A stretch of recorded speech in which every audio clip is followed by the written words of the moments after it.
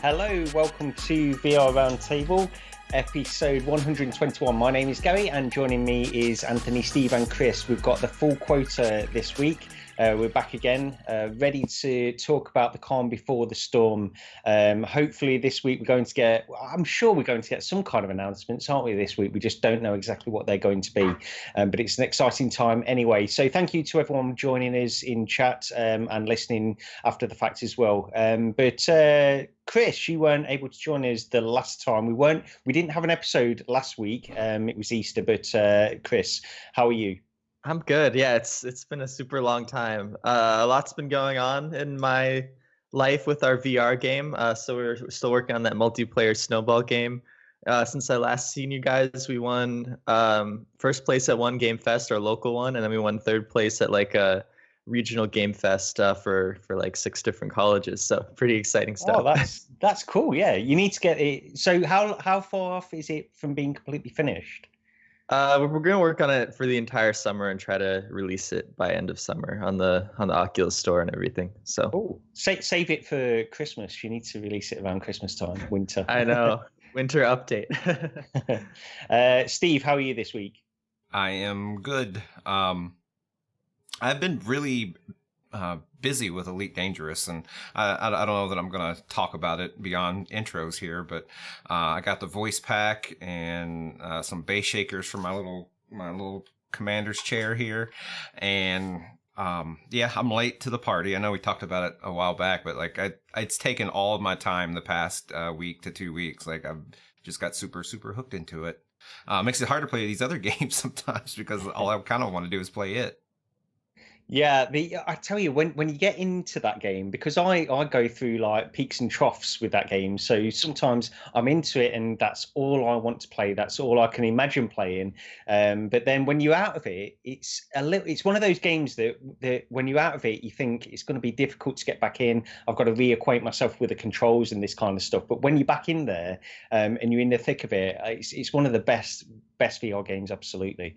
Anthony, how are you this week? I'm doing good. Everything's going great. Had a little vacation last week, so that was nice to have a couple days off. That was wonderful. Yeah, it's good stuff. It's sometimes as well. When we started doing this show, it was always like we're going to do week on week and that kind of stuff. But what we're doing now, we sort of. Pretty much, we will do every week, honestly. It will be sort of week on week that we will be reporting on VR and doing VR Roundtable, live streaming every Sunday. But we're just sort of relaxing a little bit. If we need to miss a week, then we're not going to force an episode out or anything like that. And that was a decision we made a while ago, and we're sort of sticking to that now. So that's why we've had 2 weeks off in relatively quick succession. But don't expect that to be the norm because I don't think it will be. And we do expect to be here pretty much every week for the foreseeable future. Okay, so let's get into, we've got plenty of games to discuss this week. But before we get onto that, let's have a quick discussion about some of the very brief news stories we've got down here. The first one was just a small news story really to do with an interview that Jason Rubin did with MCV. And Upload VR reported on the interview, and they took the headline of it's like a quote from Jason Rubin during this interview where he said, "We believe Quest users want to say everything is good here," and he was referring to the fact that the Quest store will be very much a curated store. So we've heard this before. This is not new or anything like that. But he was sort of reiterating the fact that we are going to be getting sort of high quality, very polished titles on the Quest, and he believes that that's what consumers that will be picking up the Quest, which is not necessarily the hardcore VR consumers, but more sort of general consumers, hopefully, and more of the mainstream. They want to just pick up this headset and it's ready to go. They've not got to worry about anything. Everything's really polished and ready to go, and that's the approach that they're taking. There's a few other little aspects on this interview as well that we can talk about, but Chris, I'll go over to you first on this. What did you think of this? I know it's not necessarily new news or anything like that, but it was reiterating this point. Yeah, I mean, it is really a good thing. Not so much a good thing for indie developers because it's very, very hard to get on Quest. I know we tried to apply for Quest, like got rejected pretty instantly. Same with a lot of other developers who actually have some pretty successful Rift titles even. I've heard kind of in the back end, you really need to have like a title with over 100,000 sales to even be considered for the Quest store, like on the Rift store. So, this is really going to be for really good games that have sold well and are proven to be good games. But I think that's the right way to go for now. I'm sure eventually they'll start opening up a little bit once they need more content. But that's an interesting point, because I hadn't heard of that, but that sort of feeds into something that, Steve, you've put down on this document as well about titles coming over from the Rift over to the Oculus Quest.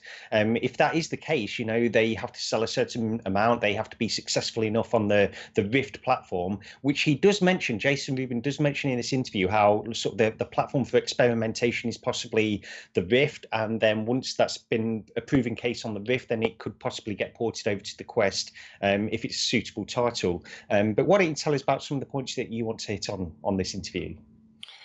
Well, really, the thing that the interesting point, it hadn't really dawned on me. The information's been there, it just hadn't dawned on me in the same way. But we really, with the Quest, what we're seeing now with all the announcements of the titles that are coming to Quest, it's great. The flood of games is awesome. The library is awesome. But one ticking point in the vein of all of this is it's all games we already know.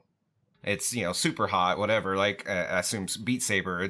It's games that we already know, we're already familiar with, Robo Recall, that are getting the ports. And I don't know how I feel about that completely. Like, while it'll be refreshing to have mobile versions of those games, I would want to see something that's going to leverage the Quest sort of natively and play to its strengths a little bit as well, rather than just being ports. But it also, at the same time, it makes sense because the Quest isn't necessarily for those of us that have been in the VR circle for 3+ years. They're hoping to get new buyers, newcomers to the market that will be experiencing maybe Beat Saber for the first time and so forth. So I sort of get what they're going for, but at some point, like, I feel like they have to also get us. Now they're going to get the four of us. That's a no question. But the people, like a lot of the people in chat that have already played through these games, have already, played Super Hot to death. I don't even know if Super Hot was one of the games announced, but like, if you've already played all of these games to death, them inside and out, does that motivate you less to buy a Quest? Like, it's something I wondered, Yeah, it really doesn't for me. I'm sort of intrigued enough by the Quest just to experience these games on the mobile platform and that kind of thing. And I do understand where you're coming from, Steve. I agree. It does feel like a lot of these titles, pretty much most of the titles are just pretty much ports of Rift titles. But when you look at, if we do sort of go along with what Oculus are saying about this, how this is the launch of a console, when you look at the launch of other consoles like PS4 or going back PS3 and Xbox 360 and that kind of stuff, the titles that are released on the launch of that console are few and far between. They're very you get sort of the initial launch, the initial push of some titles, but there's not a lot there. And if they can sort of subsidize the launch of this console, as they put it, with some titles that have coming over from the Rift, because this has really not been done before in this way. This is sort of unique in many ways. Then I think that's a great way to go. But I hope they don't rely on that for the future. The same as you, I hope they do get some ground built for games for the Quest.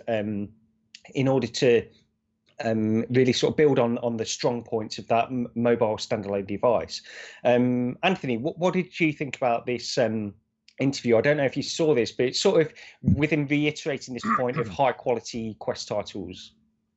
Yeah, so the most interesting part I found of it is he was talking about people on PC, and he was saying PC gamers and Quest gamers are kind of two different categories. And he was talking about PC gamers and early access, and that PC gamers would buy an early access title knowing that it's broken, was his quote, something about being broken, and they're okay with that. And that Quest buyers are probably going to be a different group of buyers, and they don't really want to do that. They don't want to have quote unquote broken games or games that are not really ready. And my thought on this is like, okay, does this mean that if a game is in early access, it cannot come to Quest? Because that's kind of what he insinuated with that comment. And I think that's awesome personally, because I have my views about early access, right? I'm a console gamer that's coming over to PC because PC is where the high-end VR is. But I'm traditionally a console guy.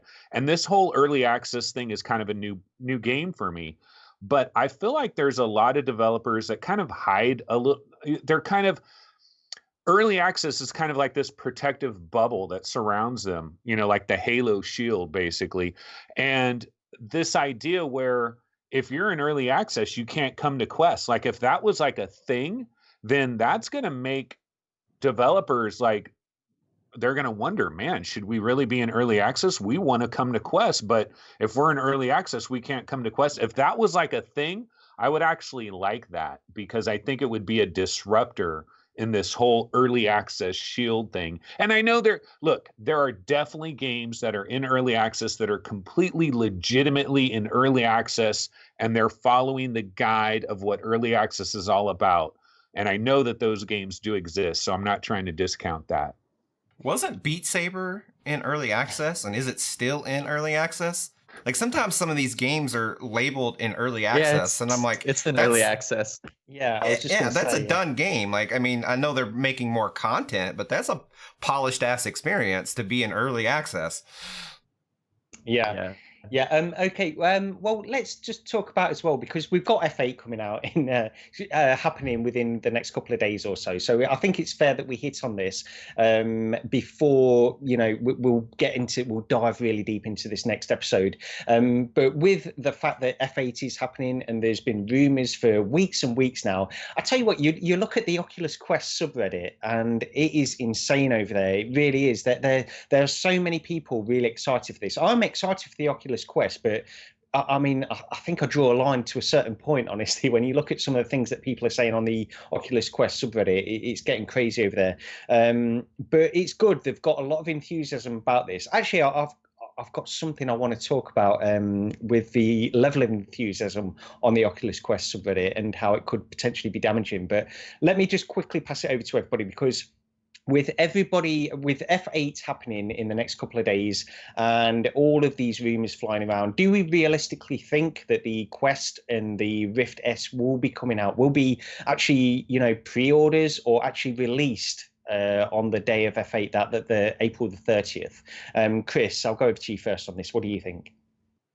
Yeah, I'm one of these people who keeps like looking at the Oculus Quest. I've read it every like 10 minutes because I'm really excited. But I mean, some of this stuff is ridiculous. They're like, oh my God, Oculus got rid of the banner on their YouTube for 1 minute. I think this means Quest is coming. Like, this is real stuff.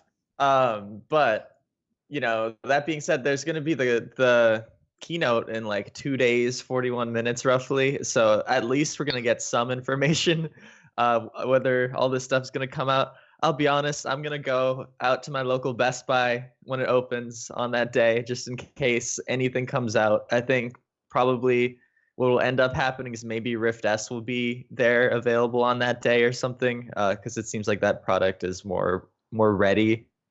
I'm sure Quest has the potential to be released on that day as well, but I just don't think that's a done deal like some people do. So, I'm not getting my hopes up on that, but I do believe there's got to be something at Best Buy at F8, hopefully. Yeah, and Anthony, because I'm sort of the opinion, sometimes I think the Oculus Quest feels like the hardware, just looking at it from the outside, it feels like the hardware's done, the hardware's ready to go, they've got inventory and stock ready to go in these warehouses. Sometimes I think maybe they're waiting on developers because they're so gung-ho on the fact that they need these 50 launch titles. They've got to be ultra polished, as we previously mentioned, and developers are under a lot of pressure to get these titles out there and ready to go with the launch of the Oculus Quest. Maybe it's a case that they're relying on software more than the hardware, and that's why they're hesitant to give an actual official release date or anything like that. But what do you think with F8? Do you think we'll get the Oculus Quest release or the Rift S release? What do you think? Well, for the sake of everyone's sanity on the Oculus Quest subreddit, they got to get that thing out, man. They really do. And it's got to be imminent. Think they've been doing the Quest countdown thing all this time. You can't drag it on forever. So the newest rumor, I don't know if you guys saw this, right? But there's a new rumor. There's like some Best Buy screenshot thing that shows May 21st. So now, yeah, pre-orders begin today, guys. It's coming out on May 21st. I really hope that that is not the case because we've been waiting a long time already. It reminds me of all the console arrivals of past history, Nintendo 64, all the different things where it's like, we're just waiting, we're waiting, we're waiting. I've been on message boards since the dawn of time waiting for consoles to arrive, and it's the same kind of thing. You're just stir crazy, and it's amazing how each day that passes by, it's 24 hours, but it seems like it's 55 hours, because you can't stop thinking about it. And then finally, when it comes out, you can like return to normalcy. You can get back to your regular life. So, and one thing you mentioned there, Gary, you're talking about the 50 titles, 50 games, whatever, over 50 titles, over 50 games. I don't know why they're so locked into that, because in my opinion, I think about all the different consoles that have come out: PlayStation 4, Xbox One, Xbox 360, PlayStation 3, Nintendo Wii, Wii U, et cetera, Vita, 3DS, all of them, right? When consoles come out, they typically have like 17, 18, 22 things that are available that day. You don't need 50. So I'm hoping 25 of the 50 are 360 videos, cinematic experiences, applications and stuff that aren't necessarily games. Because if I was a developer that had, like, if I'm Fast Travel Games and I've got Apex Construct ready to go for the Quest launch, I don't know that I necessarily want to be surrounded by 40 other games. It seems like a lot of competition to kind of have to deal with right at the very beginning. Yeah, that's true. Although, I mean, I will say there's a lot of games that are going to be coming out on the Quest on launch that are smaller games. They're not these big titles that are released on the launch of like a PS4 or something like that, where you've got a 10-hour game or a 15-hour game or something like that. These are very, very small, self-contained. So I think you do need a relatively high number of games in order to provide the variety that people will expect. But I do take your point. If you are a developer and you've got 50 titles, 49 other titles that you're competing with, it's going to leave a lot of room for people to simply miss your game, I suppose. Steve, so what do you think? Like Rift S, Quest, what do you see being released at F8, if anything? I don't have my dartboard hung up on the wall, which is what it would take to, what would be just as a valid experiment to predict what's going to happen. They've gone past what makes sense. I thought the Rift S would be out already. So at this point, it's not making sense. For some reason, I feel compelled to say that the Rift S is going, if they're not both going to be on the same day, I feel compelled to say that the Rift S comes first for some reason. I can't really place my finger on it. I just gut instinct says I think Rift S is first if they're both not on the same day. With two looming headsets, I do think one comes out this week. I don't think they can get up there at F8 and neither of them be available. That would be crazy. But then again, who knows? Yeah, the Rift S, I feel like you said, is probably just going to be first because the software's ready. If you go to your Oculus app, you can set up a Rift S today. So the fact is, I feel like that's a done deal. All the games will work with it.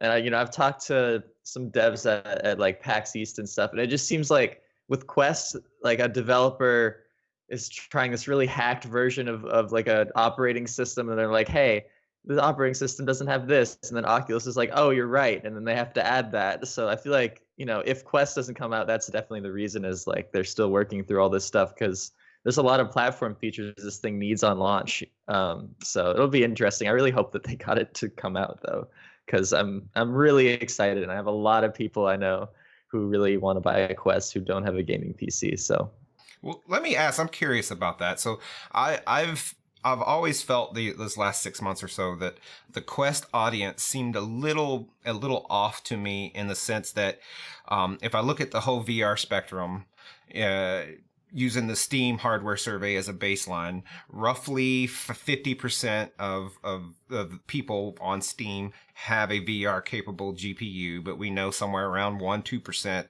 have actually bought VR. The Quest is a product that is supposed to go after the people who don't have a PC. I've always felt that content was the bigger issue, not necessarily the PC or the cost, because you can't get gamers that are already invested to jump into VR. So what is it about the people that you personally know that are excited about the Quest, that they must be gamers of some sort? Do they not have consoles? Like, who is the gamer? Because that's all the Quest is, a gaming device. And who is the gamer that doesn't have anything already, that's just waiting for Quest? Like, what are they playing today? Just iPhone games? Yeah, so I mean, some of my friends have just Nintendo Switch, and like they're big Nintendo fans, and then this is kind of like the Switch of VR, so that's kind of what makes them excited, because it's portable and stuff. You know, it's a lot of the same selling points that that device had. Also have some friends who are just like low on money. Like, I have a few friends who bought Oculus Go's when they came out, because it's like, guys, VR for $199, you gotta do it. And then, I'm like, oh wait, Quest is coming out and it's way better. Come on, guys, sell your Go's now. We have to. But those friends don't have like the money to have a super powerful gaming PC. And even though they do have PCs that are pretty decent, they'll be like maybe 1 or 2 generations too old to run VR well. So they can still run most games. If you have like a 670, you can still run most like flat games. But by the time you want to get like a Rift S and a new GPU, it's getting up into like $800 or something like that. So I think that's also where Quest could be good. It's sort of another point that I have is we've assigned that the Quest is a good enough experience, even though it's on mobile hardware. They undersample it, they run it at lower frequency and all that, and that's considered a valid compromise to get that it's a good enough experience. But yet, in the same breath, we say that VR gaming on a PC requires a super high-end machine. Why can't we just take a VR headset, put it on PC, let someone with a GTX 660 or something play a VR game at 72 hertz and at an undersampled resolution? Like, if it's a good experience on Quest, why can't it be a good experience? Like, why do we have to create this big divide between the two? I think you could have done that back in the day, but they set a precedent back in 2016 when these devices were launched. They set a precedent and they wanted to hit a certain graphical fidelity. And back then, it's difficult because I think people thought that VR was going to be a bigger deal than it actually turned out to be in the short term. I still, I'm fully behind the fact that in the long term it will be a big deal, but in the short term, I think people had higher expectations, so they wanted to hit a certain graphical fidelity. It's very difficult to go back on that now and say, we can make games and make them run on lower graphics cards, because they could easily do that. It's been proven with a Quest, but I think it's difficult to backtrack on that now. Hey, what's interesting, guys? So I had an interesting situation happen last night. I was on my Discord server for VR 365, and some random person popped in there, and they were just asking questions. And at first I thought the person was trying to like troll me and stuff, but it was actually a legitimate person with legitimate questions. Turns out the person was like 13 years old, right? They had some type of like headset that you would get like at Walmart, that you throw your phone in, like a real cheapo thing. And this kid essentially was asking me, what's the cheapest VR thing I can get into? Because he was like, what is this thing? Can I do anything with this thing? Pretty much somebody that doesn't know what's going on, right? And I'm guessing they just randomly somehow stumbled upon my YouTube channel, and they're just a random person out there that they don't have all the information. They don't know what's going on. They want something low cost. And I was trying to come up with ideas. And so I was telling this kid, I was like, well, because I was trying to think of low cost options for getting into VR. What is Like if you know somebody that they've got like $70 and they want a VR experience, what do you tell them? Well, I told this kid, I was like, well, maybe go to eBay, look at the Oculus Go, look for a used Oculus Go. I started doing some searches on that. They go for about $135 shipped for the small version of the Oculus Go. And I told him that price might come down a little bit in a couple of weeks as everybody starts getting Quests and you see a lot more Goes jumping onto eBay. I told the guy, hey, maybe look at Craigslist or something for $125 PlayStation 4, and then you can get an old used PlayStation VR headset for like another $125. But it's amazing, as much as we think about all this VR stuff and we think that there's low cost options for every category, there kind of isn't, because you kind of need either a PlayStation 4 and then you get a cheapo, PSVR, or you need a Quest, and that's like $400 and something dollars, because the Go, I mean, this kid could get the Go and there's still some great things you could do on the Go, but it isn't really legit VR when we get down to the brass tacks of it. Yeah, that's true. That is true. I guess the minimum price point. I mean, it depends on how when the Quest comes out and how it really is. If everybody can hit that $400, £400 price point, and it is a real valid VR experience. And I think 6 Degrees of Freedom is an important aspect of it, honestly. I really do. And I love the Go. I've got nothing against the Go at all, but the support really wasn't there in terms of software. I don't think gaming software. But hopefully the Quest can change that. Very quickly before I move on, the one thing I wanted to mention that I alluded to earlier was with the Oculus Quest subreddit and all of these people making sort of huge statements and really being excited by it, which I love that. I love that people are excited by this device. But it takes me back to when in 2016, before I got a Vive and a Rift, and I was talking to this guy. I remember talking to this guy on VR chat and in Altspace VR, and he was absolutely a million miles an hour behind VR. And we were just talking. He didn't have a VR headset at that time. I didn't either, but you could play those games on desktop PC and just sort of talk to people that were interested in VR. And I got to know this guy. I think he was from Sweden, and I remember going through the maze on Altspace VR, and we went through it together just on desktop PC, chatting about VR as we went. And when we got to the top, he was like, imagine this in VR. It's going to be absolutely incredible. He was a million miles an hour behind virtual reality, and his excitement was through the roof.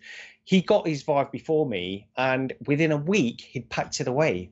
And as far as I know, he's never touched it again. And I think his expectations were completely out of whack to what the technology is at that stage. And it blew my mind. I really couldn't understand it. I spoke to him every now and again about VR, but he wasn't interested. He didn't want to talk about VR anymore. He'd got the Vive, he'd used it, and it wasn't for him. And that kind of thing blows my mind. And when I look at the Oculus Quest subreddit, the amount of expectation that is going on there is really through the roof, and it worries me in some ways. The expectation for this device is just going to be damaging for all these people that have not tried VR before, but they're excited to pick this device up as their first VR peripheral. And it's not like being somewhere else. It's an approximation of being somewhere else, but it's really not doing it. So that's my only concern, I suppose.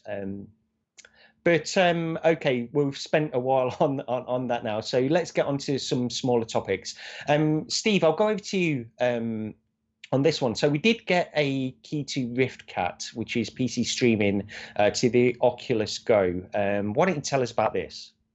So I don't have any media prepared, but it's been around for a while. The developers of the software reached out and sent us and said, hey, we want you to try it out. And we've actually kind of had it for a while and been meaning to squeeze it in. We've had a lot of hardware news the last month and a half. And So I gave this a go for quite a while, really back when the Rift S was being announced, and I was kind of snarky about it a little bit on Twitter, saying, hey, I just checked out the Rift S quality because I use my Oculus Go to play Subnautica and Elite Dangerous, and which is essentially the visual experience that you're going to get with the Rift S.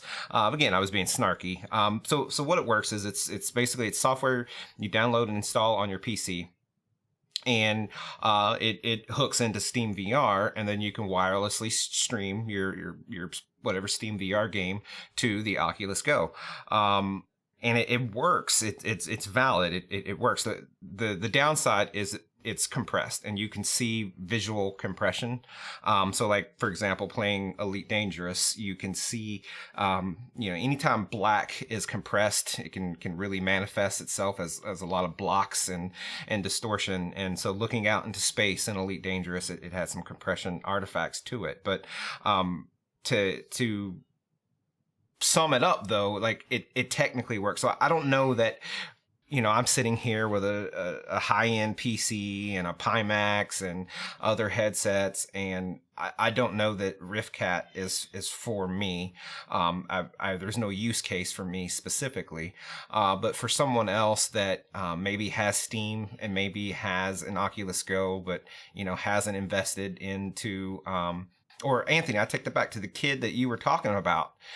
He could take his Gear VR, if he's got an Android phone, he could pop it in, he can run RiftCat, and he could play 3 Degree of Freedom Steam VR games with that software for $20. So it is a solution out there for people in that situation. It does work. It's valid, but you notice the compression. You notice wasn't really laggy. I turned my head and it was slower than a native VR headset in that sense, but it wasn't like I turn my head and then a half a second later my view shifts with it. So it worked reasonably well. It's just I don't know that I personally could have an exact use case for it.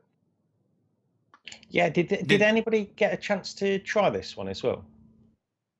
I didn't get to try it, but I've seen a lot of videos of people being like having a Gear VR, having RiftCat, maybe even having some like 6 Degree of Freedom thing on their head, and they're like, this is amazing. But do you think, is it that good? Like, is it, if you could get 6 Degree of Freedom on that with some kind of third-party accessory, do you think it's as good as Rift or close? Is it close to meeting that or not? No, I don't. I don't think you could play something like Beat Saber in that way, because it is compressed video streaming over your network, and it's not as the software, as good as it might be, it's limited to what anyone's physical network environment is. And we've talked network streaming to death. It's not there yet to displace a cable or like a Vive wireless adapter or a TP-Cast wireless adapter. They don't stream over your network. They create their own direct networks. And so RiftCat and really anybody is fighting an uphill battle with current technology to create almost a situation where you can't perceive a difference between native and wireless streaming. Okay. What's weird is like I've never sideloaded anything on my Oculus Go. Like, how you guys are playing like Doom and Quake and doing all these crazy things on your Go.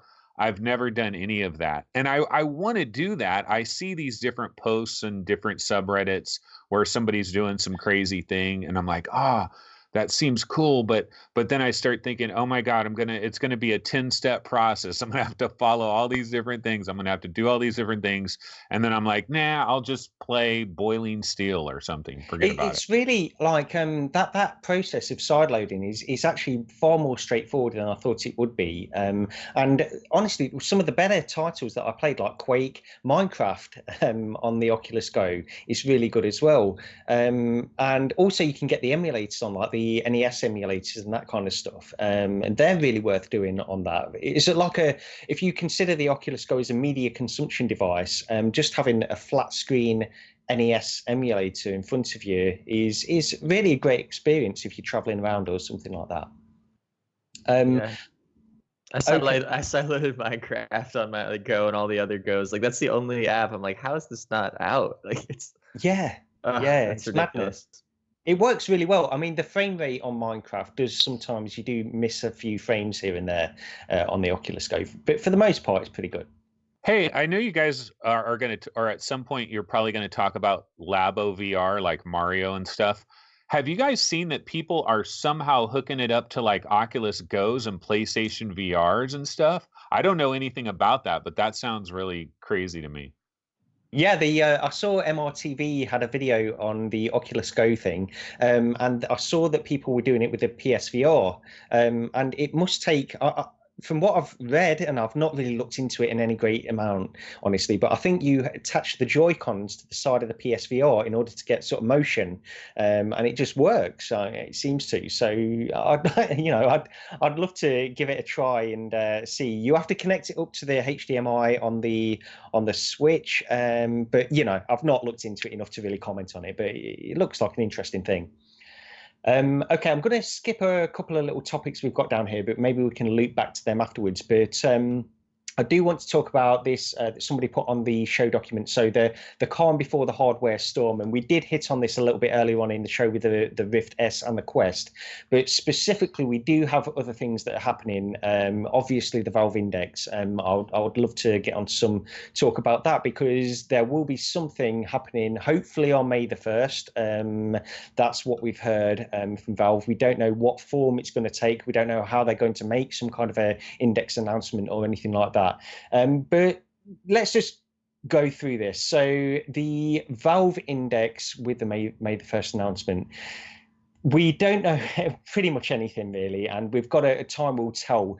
But Steve, I'll go over to you first on this one. So with all of these things happening, and could it be a coincidence like Valve are going to make an announcement the day after F8, the announcement of the possible release of the Rift S? Do you think that's a coincidence, or is that something that they've been building up to for a while? I don't know that they. Well, I mean, it's a day, so yeah, they could have done it 3 days later, 3 days sooner. I do think they are legitimately ready around this relative timeline. If we go back to points where Kevin Henderson had mentioned that Pimax was having struggles buying base stations, and they just weren't on the market, and it's because Valve was clearly sourcing them and making them and keeping them for their Index headset. And we now know in the last, I don't know, month or so, maybe a little bit longer, that base stations have started becoming available again to third parties. So that suggests that on this timeline that Valve is indeed kind of wrapping up, and this is where they are. So I don't know that at a high level, a year ago they're like, hey, we're gonna aim for the day after F8. But I think maybe as the timeline was shaken down and they could see that, okay, this is where things are going to land. Yeah, let's do it on May 1st, the day after F8. Like, I think it's all's fair in love and war. Like, I mean, why wouldn't you do that? And they have absolutely disrupted the VR scene.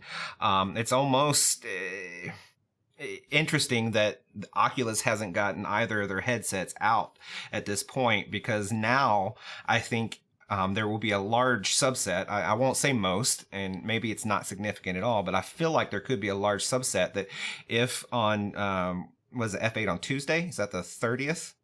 Yes. Yeah. So on the 30th, there may be consumers, if one or both Oculus headsets are available on that day, there could be consumers that say, oh, time out. I'm not running down to my Best Buy or whatever stores y'all have over there in Europe and picking up a Rift S yet, because I want to wait and see till May 1st. I want to see what Valve is doing before I make my decision. I think that's very much a thing that's going to happen. I don't know to what large of a degree, but I think that's going to happen for some people for sure.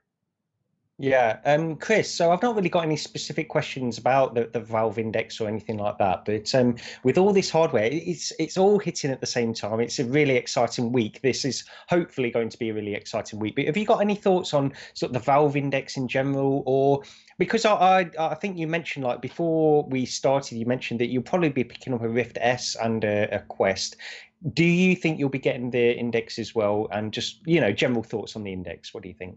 Yeah, I probably won't end up getting the Index unless it's like a super big Gen 2 headset in some way, which it kind of sounds like it's shaping up to be. It's going to be such a weird day if Oculus, releases the Rift S, which is not really an upgrade. It's, it's an upgrade in some ways, but and then if Valve the next day comes out with a real Gen 2 headset, I mean, the Index controllers are super cool. You can't deny that, you can track individual finger movements and things like that. So even just that tech alone is feeling like a next gen device.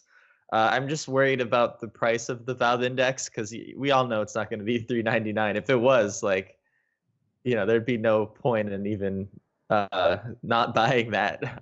But it's probably going to end up being like 600 or 700, 800 or something. I mean, with Vive owning the market for so long, like, Valve could do anything really, and it'd be a good deal.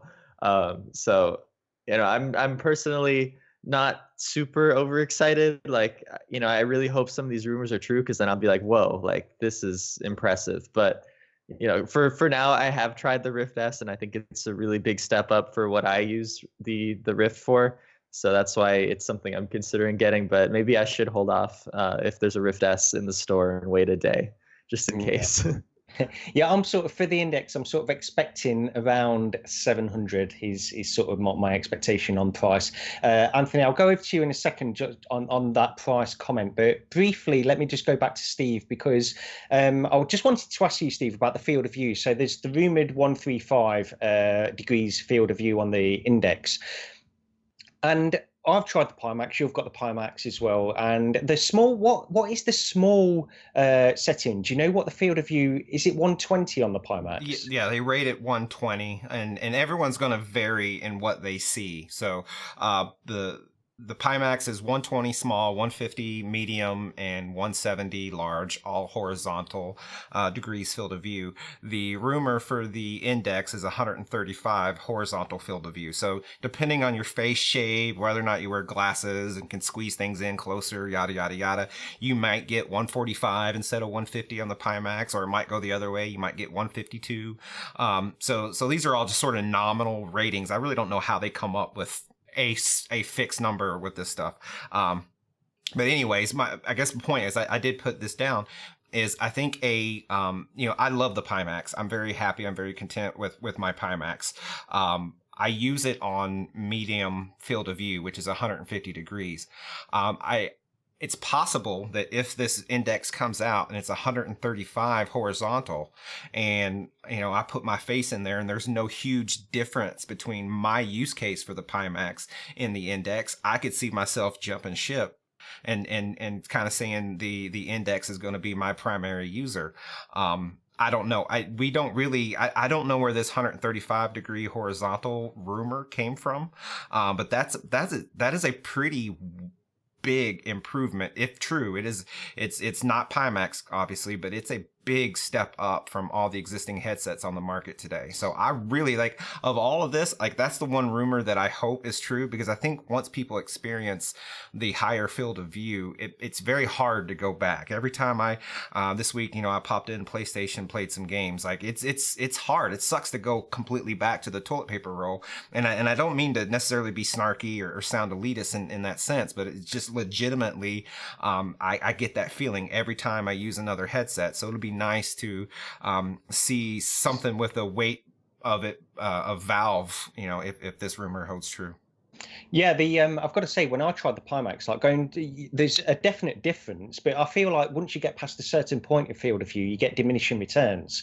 So you go from like the medium field of view to the wider field of view, and you can see a difference, a very slight difference, but there really isn't enough to write home about or anything like that. So I think if they can get to 135 and it's comparable to somewhere between the small and the medium of the Pimax, then I'm absolutely fine with that. I think that would be great. Anthony, so let me go over to you on this with regards to the price. I know we all made estimates about the price of the Index a few weeks ago, but also there was this video that Valve put out a while ago, and Gabe Newell was talking in that about how the most interesting things is going to be in the higher end, and that would imply, a higher price. And they're not focused on reducing costs necessarily; they're focused on getting a higher quality experience. What do you think about that specifically? And what, just reiterate your thoughts on price and index overall. What do you think?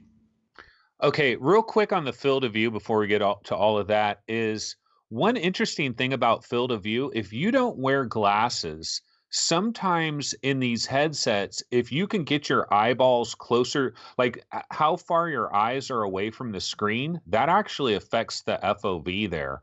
And so with all these new headsets that are coming out, I'm kind of curious to see if any of them allows you to like really get up in there, because the original Vive was the best for that. Oh my God. And so like if it's 135, but you can get in there even more, you're up to like 146 or something. I mean, who knows? I don't know how that would actually work out, but I'm interested in that. In terms of the price, my prediction is $799.99, because I think that's the maximum they could price it without seeming ridiculous. And so I think $799, maybe $899.99, and it's so hard for me to imagine it less than say $699.99. So I think anybody thinking below that, you're crazy. Now, here's the thing though, if you really think about the Valve situation, it doesn't really make sense for them to make a high-end headset other than because like what's in it for them? What's in it for them to make a high-end headset? The whole idea behind Valve doing this is really it's a defensive measure against Facebook. Facebook is a billion-dollar company. Valve has a store where they make a shit ton of money off of that store, and they want to ensure the future survival of that store as far off into the future as humanly possible. And so if there's ever threats that come from the outside that could possibly disturb their monopoly that they essentially have, if there's a threat out there, they've got to negate that threat in some way. And Oculus is a threat because they have their own store, they have their garden, and if everybody's playing in that garden, they're not playing in the Steam garden, and that's a problem. But you would think that if that's really their motivation, they want mass adoption. So they want to have something that everybody can afford. If they come out with a $900 headset on May 1st, they talk about it on May 1st, it's 900, 800 or what. Hell, even if it's 700 or 600, think about that kid that I was talking to. His mom has like $80 to spend on something. People think like if I told somebody the Oculus Quest is $399, some people are like, "Oh, that's great." Other people are like, "Damn, $400? That's crazy. Tell me when it's $199 and then maybe I can think about it." The price question is such an interesting question because it affects everybody in different ways. There's these different psychological price points where you lower it under a certain amount, it opens it up to a whole new group of users. You go above a certain amount and people subconsciously are like, "Oh, hell no, I'm not even thinking about that." And so it's an interesting thing. What you were talking to, Gary, about what Gabe Newell, one of the things that he talked about is the root of all evil. I think he said something about the root of all evil is when you start cost reduction before you've developed the right product. That what you want to do is you want to develop the right product, whether it's like 7,000, 9,000 or whatever, you develop the right thing, then you start trying to figure out how to get it cheaper and cheaper and cheaper. And so that lends me to believe they're going high end. They're going to show us things with these lenses, with technology. Like there's going to be some secret sauce in this thing in terms of like chromatic aberrations, God rays, little things that this is going to be a game changer, I think, but it's also going to be an expensive game changer. But I'll tell you what, this is one of the most exciting times ever because we've got a million points of speculation and we're going to get an info dump that is finally going to give us an opportunity to like analyze what they've done here and then understand where they were thinking all along, because all the information that we're going to get on May 1st we have all these speculations. Oh, they're headed in this direction. They're headed in that direction. They're thinking about this. They're thinking about that. On May 1st, we get this info dump, and we're going to be like, oh, they were going in that direction. And now I kind of get where they're going. And then that will also help us understand where things are going to trend further from them. And then there's the game question. We're not even talking about the games, and there's rumors about that too.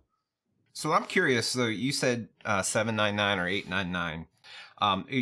With that prediction for you, that's assuming that there is definitely some major secret sauce in there, that it's not going to just kind of be a Valve Vive Pro or a Valve, Samsung Odyssey equivalent. Like you're thinking at 899 that they're definitely doing something major. Do I get that right? Well, it's also when I'm talking about that price too, I'm talking about a bundle. I'm talking about Knuckles and Lighthouses, Right. So but I guess what I'm saying is Valve makes the base stations, so the base stations don't have to be HTC priced. They can, like, we don't have to compare it to what HTC charges for a controller or what HTC charges for base stations. Valve could probably turn a profit selling it for half that cost. I'm not saying they will, but to me, I look at a bundle. I'm more in the $599 camp, which doesn't mean it's definitely not low end. It's still high end if you compare it to the Rift S, you compare it to the Samsung Odyssey, all the Windows MR. It's only bested in cost by the Pimax in terms of the consumer landscape and the Vive Pro, which the Vive Pro, it's out there left field. So I'm thinking something more in the realm of $599, and I'm also thinking that there won't be anything major in terms of necessarily innovation with it. We know they got the front pocket thing that they may do something there. I'm thinking that's mostly sort of like a Leap Motion thing. So I don't think we're speculating. It's fun to speculate. It's all for discussion. I don't think it's going to do any of the 2160 by 2160 stuff. It could. And if it does that, if it is 135 horizontal phobe and it is 2160 by 2160 type resolution, then yeah, I think it does push it into that 799 kind of territory. But if it's not doing all that stuff, I think they got to come in a little bit less, because regardless, Valve is Valve, and they have a great name and all that, but consumers still are going to look in the box. They're going to look at a Rift S and say, I can buy 2 Rift S's for the price of this Valve, and the resolutions are comparable, or I can buy 3 Samsung Odysseys, when they're on sale for $299 and the resolution is comparable. Like they gotta have something to make people pay $899. I don't think they're going to repeat the mistakes that HTC made. And for one, because they don't have to, because they get all their supply chain stuff cheaper because they're the ones making it. But it'd also just be stupid to repeat HTC's mistakes. I think there's going to be technology in it that is going to be the kind of technology that from a point forward, all new high-end VR headsets are going to have to emulate the technology that they put in there. I think they're going to put something in there where, like, oh, this is the way forward. This is the way forward with chromatic aberration, God rays, screen door effect. I think it's the lenses. I mean, the name is Valve Index, and I think it's those lenses are the secret sauce. And I mean, yeah, if they're competing for mass market, they got to be around $399, $499. It's just so hard for me to imagine a Valve headset, because they want to pack in some game-changing stuff in there. So I just can't see them going low end. I just can't see it. And I don't see them taking a massive loss on every headset sold. I know they have the capabilities of doing that. They've got ridiculous amounts of money. They could take a $200 loss on every single headset sold. I just don't think that's in their MO. I think they're going to try, like, I could see them selling maybe at cost, but I can't see them taking a major loss. Do you think 599's low end? I don't consider 599 low end. I'd say, I would say medium. That's straddling the middle right there. We did have a comment by XX Silver saying that if it's 899, it will be dead in the water for the mainstream. And do Valve care about the mainstream? Maybe they don't. Maybe they're really not aiming this product at the mainstream. They just want to get their first VR headset out there and impress people, impress the enthusiasts, and that could be the way they're going with this.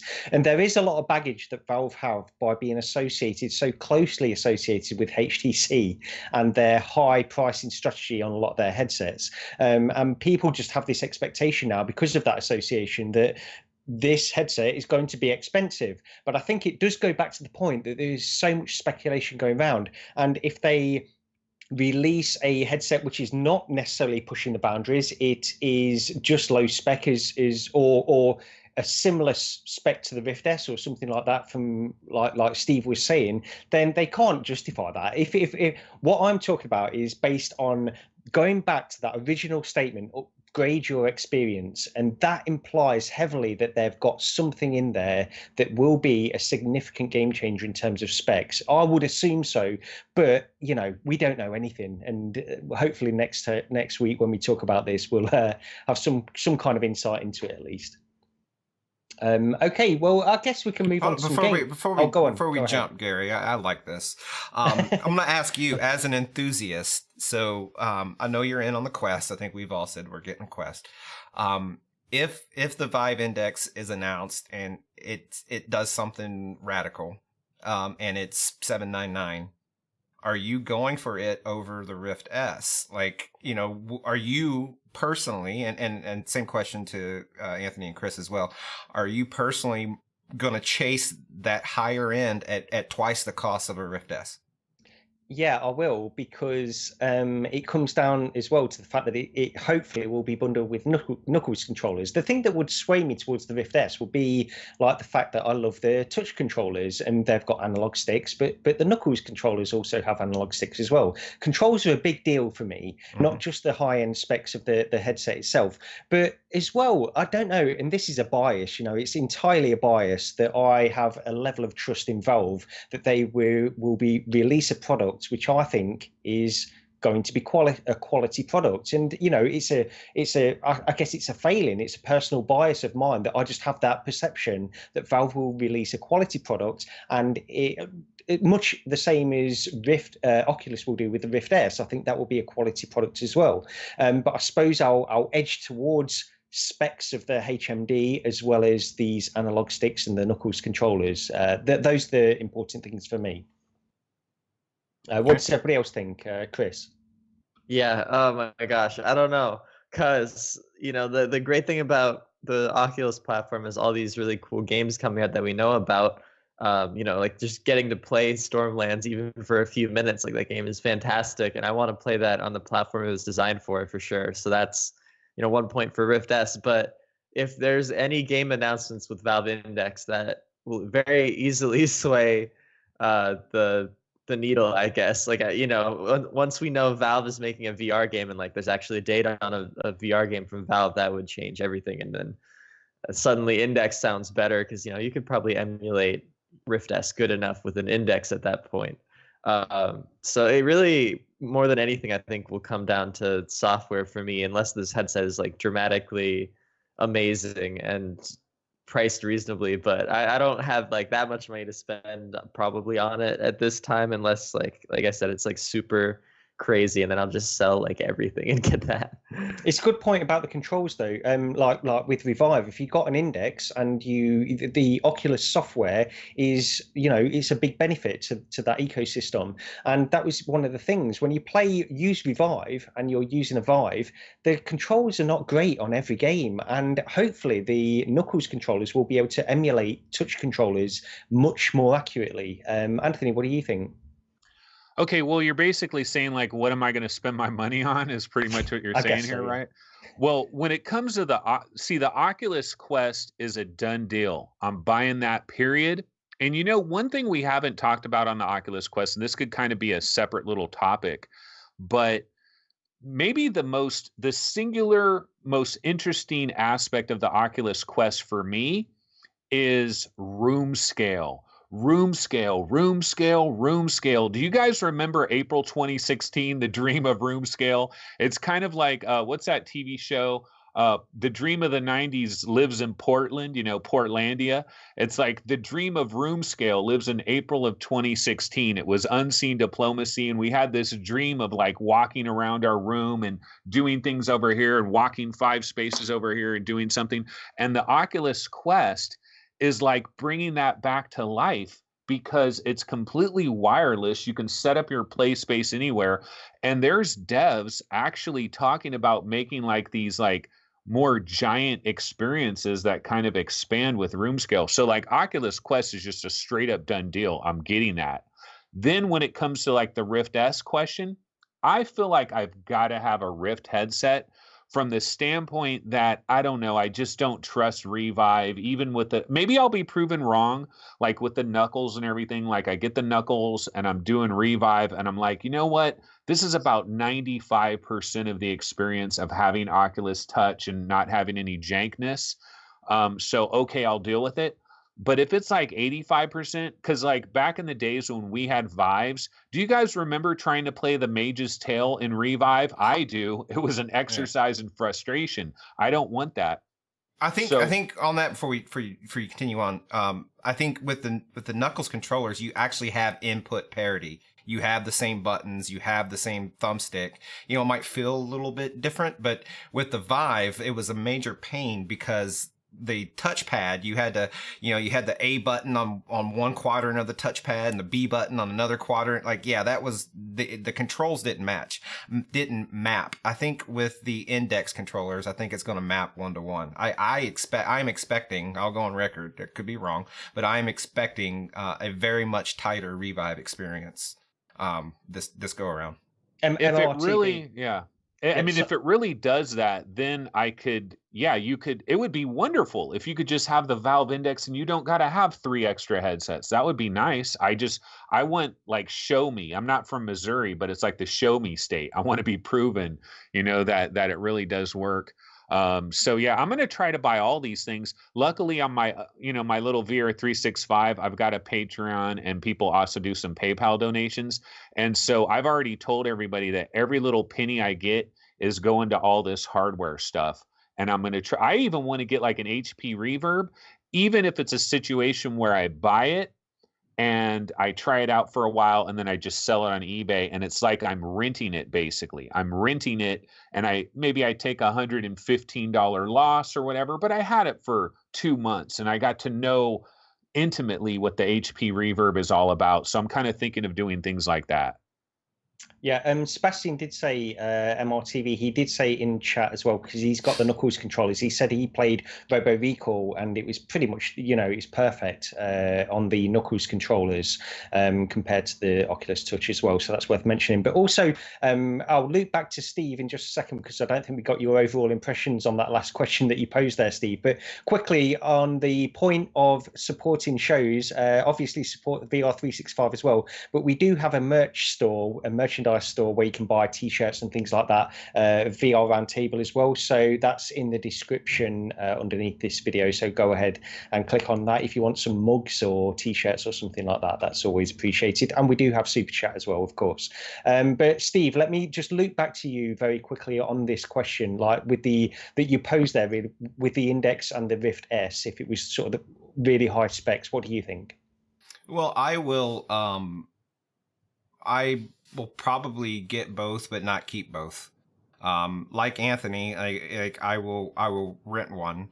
Now, if it's products that are sold in stores, like I have no issues taking something back to Amazon, because we're in the world of the death of brick and mortar, and these companies, they want you to buy stuff and get it in your home, because once it's in your home and once they've charged that credit card, you are so significantly less likely to actually send a product back. So I have no issues buying 2 products, going, okay, I like B better, A's going back. Like, to me, that's not unethical or anything. So that's probably what I'll do, is I'll try them both, and maybe they'll sway me. Maybe the Revive experience won't be perfect and all that, and I'll be swayed to keep both. But I've already sold my OG Rift. My Odyssey will probably get sold. I don't really want more than 2 PC VR headsets, because I feel like that's just a financial waste. So Pimax is right now is number one, and the Rift S may be my number two, or maybe the Index will be my number two, or maybe the Index will be my number one, and I'll sell the Pimax. I don't know, but I will definitely be shuffling things around. Excellent. Okay, well, let's get on to some games, because we've got, honestly, I thought this week's episode was going to be mainly about games, but we've gone over an hour here with just talking about news again. So let's get on to some games. And the first one we should probably get onto is Jupiter on Mars, which is a release on the PSVR. It's by Tigertron, and it's for $24.99. I've tried this, but let me go over to Anthony first. I think you've played Jupiter and Mars, haven't you? What did you think? What are your impressions? Yeah, so I mean, man, I hate it when I can't have a definitive take on a game, where I say, go get this game, it's awesome, or this game sucks. And this one is, it depends. This game could appeal to certain people out there. I kind of went on a roller coaster ride, actually, when I was playing this game. Now, the good news is, before I ever jumped into it, I had already heard all this talk about, oh my God, the graphics are terrible. Somebody give me my eyeballs back. I've been harmed by looking at these low resolution textures or whatever. It's blurry. It's god awful. I heard that before I had ever played it, which is a very good thing, because if I went in there just cold turkey and I saw, because when you first get into Jupiter or Mars, when you're first in it, it's not in VR right away. It's in a big screen mode. And then it says you can hit the triangle button to activate VR. And so as soon as you hit that triangle button and you do the okay, yes, Sony thing, and then boom, it's in VR. Now I'm like, oh, this is what a Nintendo Switch looks like. I'm looking around and it's blurry and it's very low res. And I feel like, whoa, PlayStation 2 VR, awesome. So there is that. The graphics are not stunning by any stretch of the imagination. However, you get over that initial shock of okay, this is not for graphic horrors. And so I'm swimming around this world, and the music, oh my goodness, the music is a real lifesaver. If the music sucked, I'd be like, forget this game. Don't even think about it. But the music is I really enjoyed the music. Not like it would be music I would buy at a store or something, but it's playing and I'm like, oh yeah, I like this music. The vibe of everything. There were some certain moments when I was playing this where I did get a little bit of a tingly sensation, going down my arm, or where it was just everything coalesced, the Tron-like look of it, the music, the just the feel of everything kind of felt really good at certain points. And so graphically, it does have the graphics are bad, but it does have some interesting little artistical designs. So basically, you can hit a button where you do an echolocation thing, but you also hit this X, you hit the X button, and it basically goes over the entire, it's almost like sonar, or basically it's like sonar, and it does kind of like a wireframe thing for the entire environment, and it kind of goes black and white for a second with almost like a stifled wireframe or blind for a split second, and then it kind of goes into this Tron look as well. And it's a really cool way that it does it, and then it sends out sound, so you'll hear bing, bing, and you'll know oh, okay, that thing over there, there's some significance over there. I got to do something with that. And so you're kind of exploring this underwater world. I believe you have the viewpoint of one of the dolphins, and then the other dolphin is basically swimming very close to you. And you can tell that other dolphin, I don't know which one's Jupiter and which one is Mars. You're one of them, and then the other one is the other one, right? But you'll see these boulders and stuff, and they're highlighted when you scan your environment. And so I think you hit the circle button maybe, and it causes that other dolphin to smash the rock, and it breaks up into a bunch of pieces. I don't know what it does, but I continue to do it. And there's other little things to find around the levels. I'd say the puzzles, I only scratched the surface of this. You know me, I play about 20 minutes of a game and then I move on. But what I've seen of what I was in there, the puzzles and stuff are kind of very elementary.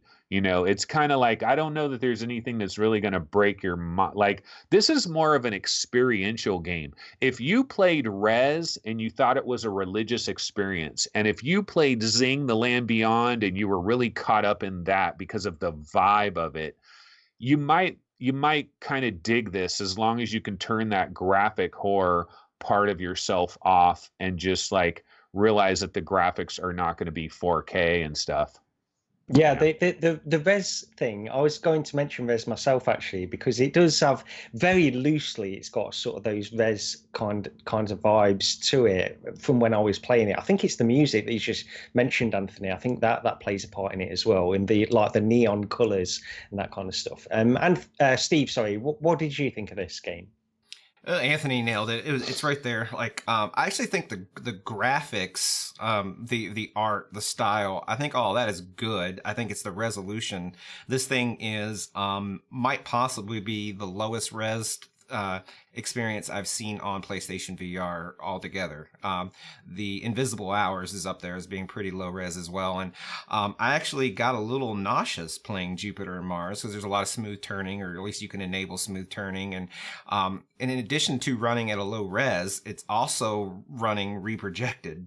So there's clearly no PS4 Pro patch at all here. It's probably just a base PS4 mode.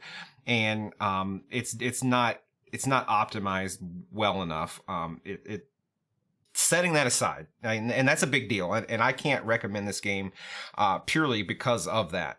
But setting that aside, if they release a patch or they optimize it for both base and PlayStation 4 Pro, and they get that res up, and or get rid of the constant reprojection, I like the game. Like, I think under here, and now I'm a junkie for being underwater in the ocean, VR experiences. I'm impressed by all of them. I love them. But I think this game is good. The music is awesome. I mentioned at the jump of the show, that I put bass shakers on my chair here. And so I was playing this game. It's a seated game, and I was playing it with the bass shakers, and it was vibrating my whole body. And I have a good time. I like what's in here. It's just the performance is just really off. And so yeah, I can't recommend it, but I like it. It's kind of a weird, I like it, but I can't recommend it. Yeah, I'm completely with you. I really enjoyed my time playing it, but I mean, the graphics are really not good at all. And when you play it on the flat screen, it looks okay, it looks fine. You know, the graphics look fine, but as soon as you put that headset on and you play in VR mode, the resolution is really bad. And it's not just the resolution's bad; it's that it's also sort of blended in. Like, the geometry seems to sort of blend into each other. It's like they've not got enough contrast between the colors and things like this on the geometry. But also, the other thing to mention on this game is that it carries a message with it, quite a heavy message that you can't really miss. It's right there in front of you. You know, we're damaging the environment and this kind of stuff. The tone of it almost reminds me of, I was thinking about this yesterday when I was playing it. It's like, do you remember that show, Captain Planet and the Planeteers? How back in the 90s there was this show called Captain Planet and the Planeteers. It was a cartoon show, and it was like eco warriors, basically, these superheroes that had these superpowers, and they were fighting against like toxic gunk in the sea and all this kind of stuff. And this has that very same vibe. It's in your face, it's on the nose, it's really like right there. You know, you got to save these turtles from this plastic. We all know the problems, and this is really doing it in a really, like, it's not subtle at all. It's just throwing it in your face, which is fine. And I think the message is fine, but it's really throwing it in your face a little bit. Netflix has a new series, Our Planet, and it's basically Netflix's Planet Earth. They even got David Attenborough to narrate it. But that is like the constant thrown in your face message when watching Our Planet is, and humans are destroying this, and overfishing is destroying this, and over deforestation is destroying this, and it's very, and I don't disagree with any of it. Like, the message is fine, but I think there's a way to not like force spoon feed it to you that it becomes sort of grating at some point.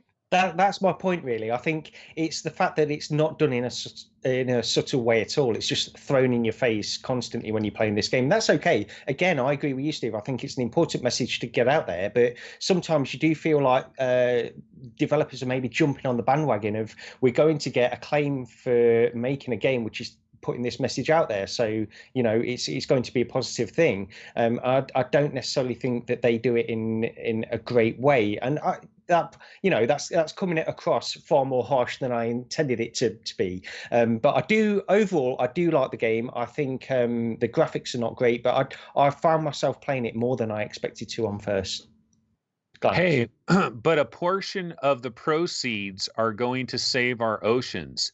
0.0000001% of the proceeds. Well, they got you don't.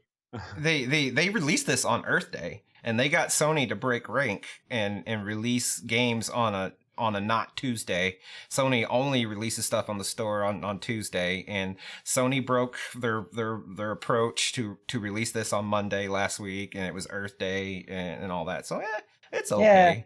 Yeah, that's good. I'm just being way too cynical, aren't I, on this? But yeah, no, it's a good message anyway. Why do you hate the planet, Gary? I don't know. I think I just want to burn everything. Okay, well, let's go on to the next game, Space Ops VR. Sorry, Chris, I don't think you played Jupiter and Mars, did you? Okay. Well, let's go over to Space Ops VR, which is by DevCube Studio. Fibrium published this. They're publishing a lot of games lately. Fibrium are. So we receive a key from the developer for this, and I don't know the price. I don't know the price on this one. I don't it's think not it's out yet.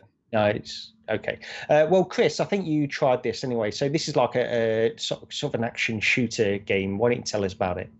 Yeah, sure. I mean, like you said, it's an action shooter. I think a lot of the point of it is that it's multiplayer, team based. I only got to play single player. I'm sure that's the same with all of us at this point in time. But for me, I didn't play too much of it. But going into there, I think it's a very well done shooter. Like it's very polished. It has a lot of options in the options menu. I was overwhelmed with how much stuff I could change in that.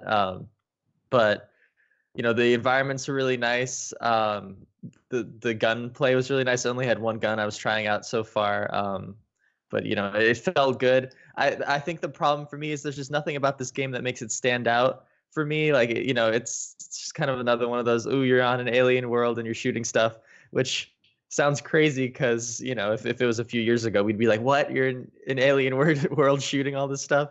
But I think there's just been a lot of VR games that have this same thing where it's like a wave-based shooter, you're shooting stuff. I think it's a very well done one of those, but a lot of it's going to be dependent on price and how well that multiplayer is executed. Because if it's a really good multiplayer experience, I think I could recommend it more than it is for its single player. But overall, there's not really anything super wrong with it other than the performance wasn't too good on my computer. But my computer's pretty low spec, so.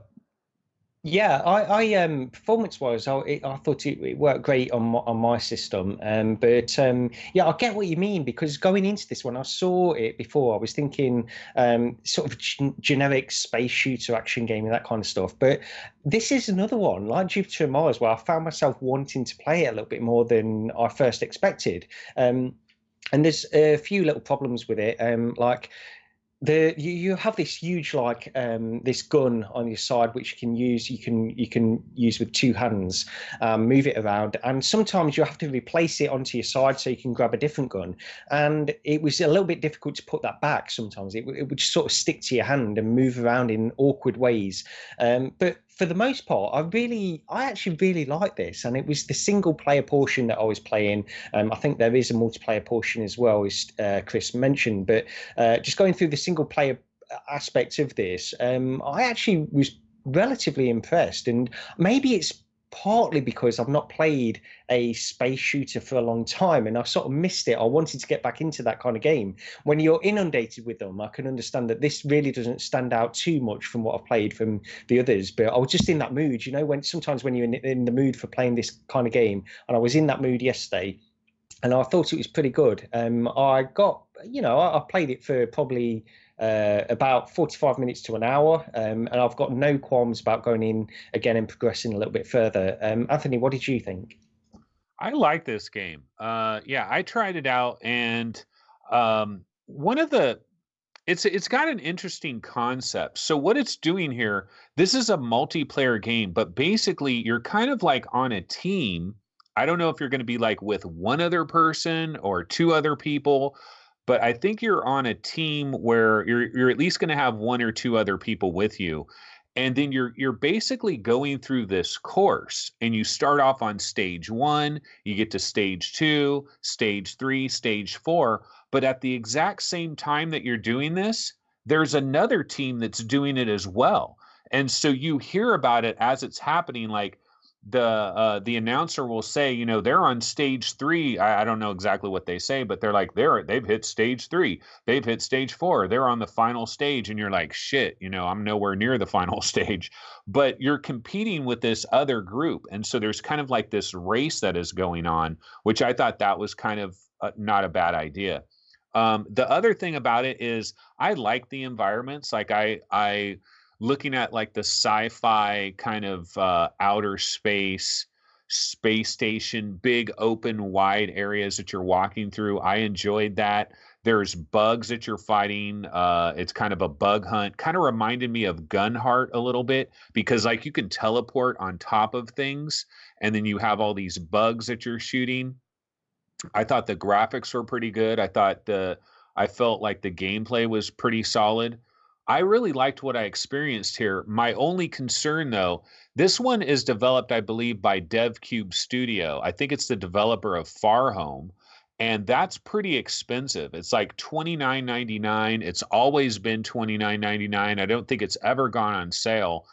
And a slight worry of mine would be that this would be kind of expensive, but I, sometimes you just like a action Jackson, wham, bam, thank you, ma'am. You're just in the game, you're shooting, you're moving around, things are working well. Sometimes that's nice. I've played so many damn puzzle games where I'm stuck in different rooms and I'm doing puzzles, and it's like, I'm stuck on this puzzle, I don't know what to do, and I'm banging my head against the wall. And sometimes it's fun to just have a freaking gun. You see a bug and you shoot the damn bug, and that's kind of what this game. That's true, yeah, yeah. And also, the other thing I wanted to mention on this is, I agree with you there, Anthony, and that's exactly the kind of mood I was in yesterday. But the guns feel good. The guns feel good to shoot as well, and that's an important aspect when you're doing this all the time. I think it's really important. And sometimes you play these games and the guns don't feel great to shoot, or they're not quite right. And I think this game does that important aspect really well. So yeah, I think it's worth. I haven't played it, but we've had some questions in chat and some comments in chat that you guys talked about not doing the multiplayer. I don't know that the multiplayer is available. I want to be clear that we have an early look at this game. This is not a game that's out now. It's not a game that's probably even going to be out next week. The developer mentioned it being sort of in a demo mode, so I don't. Again, I haven't tried it, so I don't know to what extent that means. So it may be that the multiplayer isn't populated. It's a game that's not out, and I know a lot of people are concerned that multiplayer games are being DOA due to a fragmented market, fragmented community, and that may be the case here, but it's not out yet, so there's obviously not going to be a lot of people online with it. At least it gives you bots, though, because I don't like Space Junk. Like, can you? If you didn't have internet, could you play Space Junkies? I don't think you could. And so it's kind of nice. Like, I like it when games that are multiplayer at least give you some kind of single player mode where you could just kind of learn what the hell is going on. Yeah, yeah. And this is not like because it's not the multiplayer aspect is going to be a different part of the game, I would imagine. That the part I was going through was like a single player game. It was like Gunheart, the single player aspect of Gunheart, really. And it did work. Maybe there's different modes, because I didn't get the part that you were talking about, Anthony, where you had this update the announcer. Okay. So the thing that you're doing, Gary, what you're doing you might have like another guy with you or like two other guys with you, and you'd both be in that area. And then you're going up against another team. Like when it first starts out, it shows you this like AR grid, and there's like two sides. You didn't see those other guys that were running around. Like if you don't look way over there, they're like 100 yards away. I But thought like I was doing quite well. when you first start, you'll see other guys running around, and they're like hundreds of yards that way, right? Way over there. You see other guys running around, and they're going through the same exact courses that you're going through, but they get to like stage. You probably just weren't noticing it, but I guarantee you the announcer was telling you, oh, they're on stage 3 or something. Unless you were doing really good, maybe you were ahead of them. I think there might be a different mode, because I'm sure I wasn't getting an answer, but I'll go back and we'll report back. So yeah, either way. Okay, well, maybe we should go over to what I do want to cover, because it's on the thumbnail for the episode. I do want to cover Labo VR for Zelda and Mario. So let's go on to that, and then we'll loop back to the other game that we want to talk about.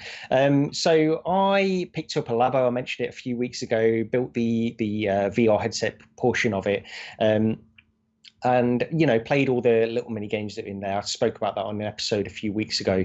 But the update for Zelda and Mario did hit a couple of days ago, and I tried them both. So first of all, very briefly, I'll talk about Zelda, because there's not a lot to say on this one, unfortunately.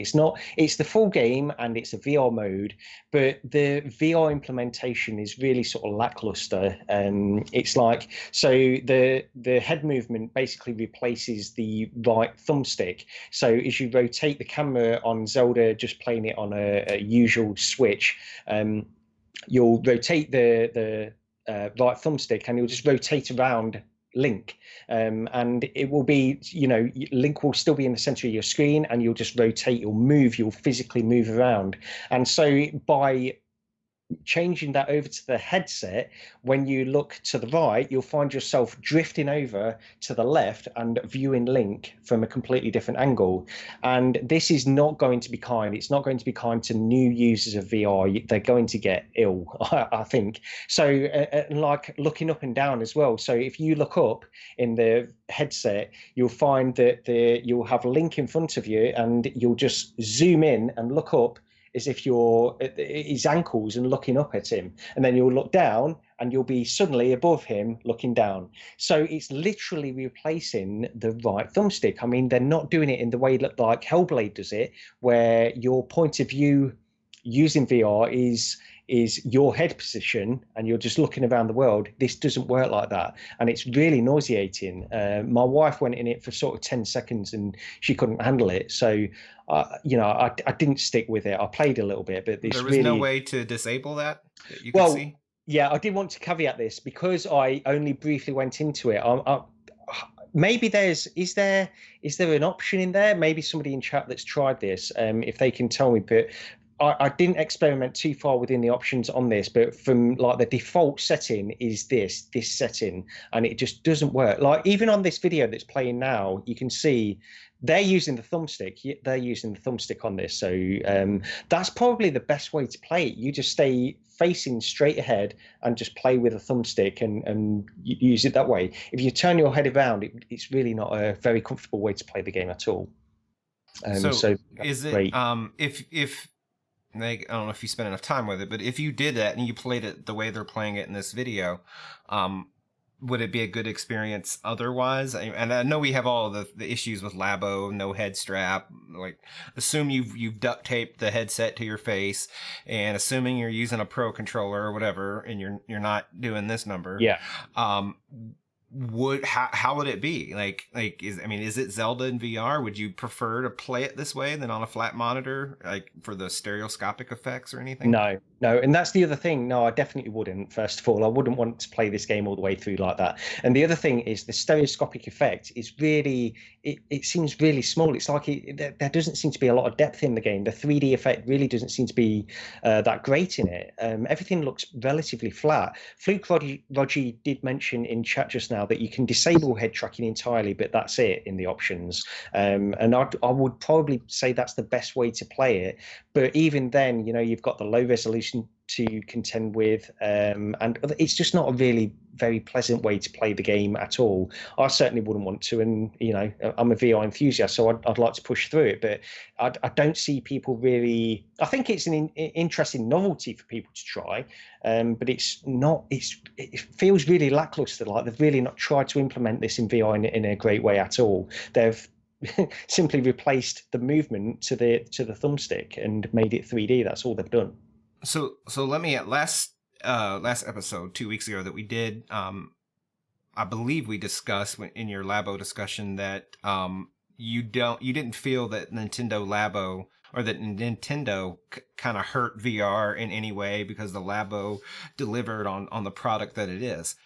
Fast forwarding now with this experience in mind and thinking of all the people that have a Labo that played all the mini games, but now this patch came out and they want to try, for their favorite Switch game, which might be Zelda.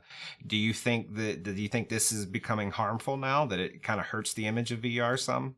If that's your only VR experience, this is what VR is like? Yeah, no, I think it is. It's really not good. Just the low resolution, they're defaulting to this camera angle. It's going to make people ill. They're not going to be able to spend too much time in there, and it's just not a great way to play the game at all. It's really disappointing. But yeah, I think it could be very harmful, honestly, if this is the first VR experience and they're expecting to be in Hyrule and look around the world and experience it as if you're actually there. This doesn't offer that at all. Not even close. It's nothing like that, really. That's a bummer, because it looks like it could basically play like Chronos, or the one game Insomniac did, and it's like, no, it's such a missed opportunity. Yeah. Yeah, it's nothing like that. I mean, I think they could do that. I think they could, if they'd taken a bit more time to change the way it works, then it could be a pretty good experience, even in spite of the low resolution and that kind of stuff. Even if it was the best case scenario, I don't think many people would want to play through the full game in this way. But I don't think it's a great look for VR, honestly. The other one was Mario. So this is much it's better done.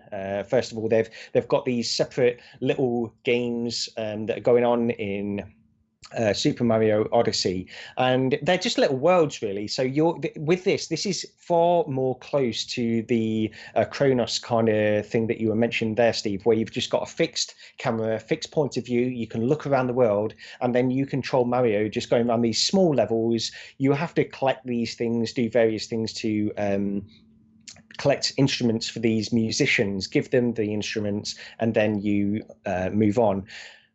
So I played on my account on the Switch, and I haven't finished Super Mario Odyssey. I've played a little bit of it, but I've not played too much. And I finished the first area, but you can't then move on to these other three or four areas immediately. You have to finish the whole game flat before you can move on to these in VR. It's really strange. So I played on my son's account because he's finished, and I thought I'd just glitched something on my account. I went into his account and it was fine then. Everything was open to me. I could play all of the levels, 3 or 4 levels, whatever there is. I played 3 that were open to me, and it's actually very well done, and I found myself playing this far more than I expected to as well. The resolution's obviously still a problem. I don't even need to mention the resolution because it's a problem in everything on the Switch. But with this, it's a really well done little mini game, very short. Doesn't take you too long to play through. But the difference, because before going into this, I was far more excited about Zelda. But playing this, you understand that if they've just taken the time to build this game from the ground up for VR, this very specific VR headset, then it makes all the difference. This is far more enjoyable than Zelda. It works really well. It's just a fun little small experience. And this could actually be beneficial to VR overall rather than damaging. I think this would be really great, and it's a great title. It's a huge title to have in VR for the Switch. Really well done. Not a lot to say really, but I liked it. I thought it was good. Okay.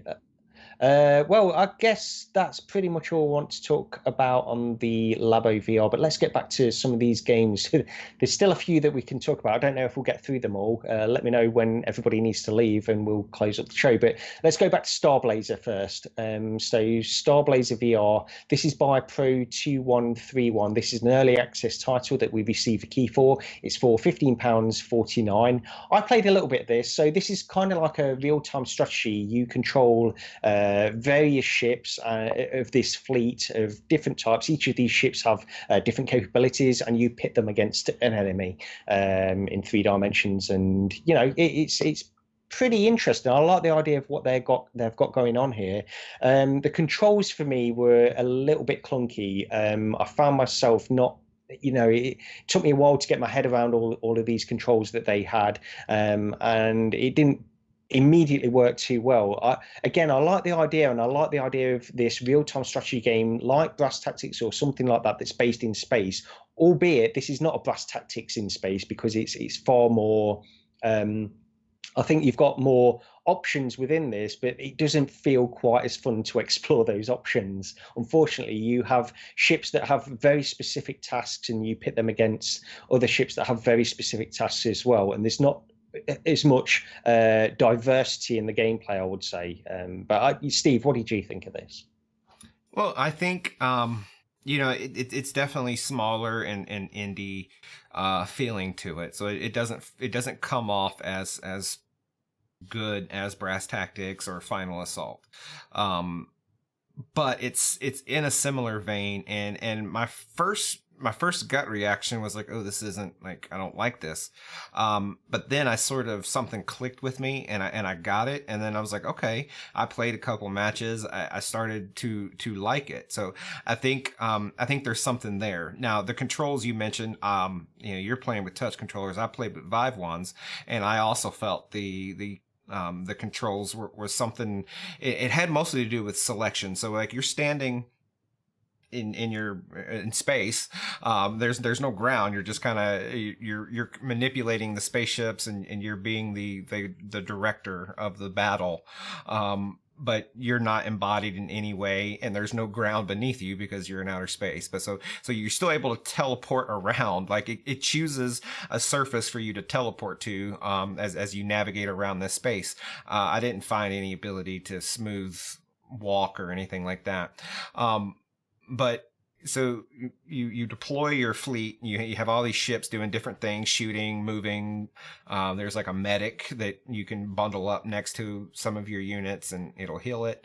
And the objective is to take down the I forget what they call it, the flagship maybe, but basically it's like the base. Each side starts with a base, and your goal is to take it out, and then go and grab the flag that's left.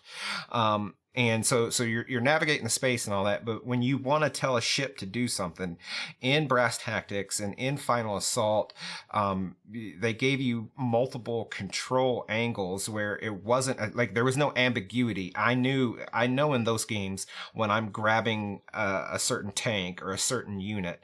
In Starblazer, it's sort of, it's more point based. So like, when you point at a certain ship, it's difficult to know that you're selecting the right one, especially if you got multiple of the same ship. So they have the sniper ship, and I had like multiple snipers on a flank, and then I went to move them, and I couldn't select the one I wanted to move, and then I had to teleport all the way over there, and even getting on top of it, it was kind of cumbersome to select. So I think they got some work to do, but I think if they smooth all that stuff out, I think there's something here. I don't know if it will be as good as Final Assault or Brass Tactics, and I don't know it's fair to just keep comparing it to those two games, but it's the closest games, or even Tabletop Gods, like in terms of polish and execution in all three of those games, Brass Tactics, Final Assault, Tabletop Gods, I don't ever feel like I'm not in control. Now, I still might lose, but I feel like I'm in control.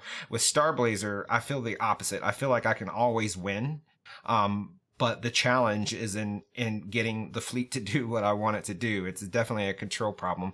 If they sort that out, I think they'll have a decent game on their hands. Yeah, it feels far more rigid than Final Assault and Brass Tactics. It feels like, it just feels like it's difficult to describe, basically, because they're on a very they're on a path that is difficult to alter. Once they're on that path, you can move them around and that kind of stuff, but you don't really have a variety of options. You can move them in 3 dimensions, but the enemy is, it's almost like you've got a playing field in front of you, like you have with Brass Tactics and Final Assault. But when you're using ships to move around in 3 dimensions, you've got no cover, you've got nothing to. There's no diversity in that sense in the gameplay. That you're simply there, and they can just move directly towards you, no matter where you are. And it feels like your options are a little bit more limited in this. There were on the maps I played. There were some asteroids and some debris that you had to navigate around. But you bring up a good point that I didn't mention, is the 3 dimensions. If we think of those other strategy games, it's all on the ground, and I know in Final Assault has the airplanes, but for the most part, it takes place in a 2-dimensional plane, and you're navigating troops on that sort of XY coordinate. In Starblazer here, you have the Z coordinate as well. You have depth. So when you're trying to route them, it's a little more cumbersome. And that's part of some of the cumbersome element of it. You can't just point, you're here, go there, because where are you in that 3-dimensional space? Are you, and that's what they create sort of this where it draws lines with these nodes to try to give you an idea, but it's very difficult to place it there. So I think they had to do it in 3D space with it, or the play map being in 3D space. But I think once they, like you said, once they'd gone down that road, it was very difficult for them to come up with a path system. It's not a Dota or, just kind of choose a road and the vehicles auto route themselves.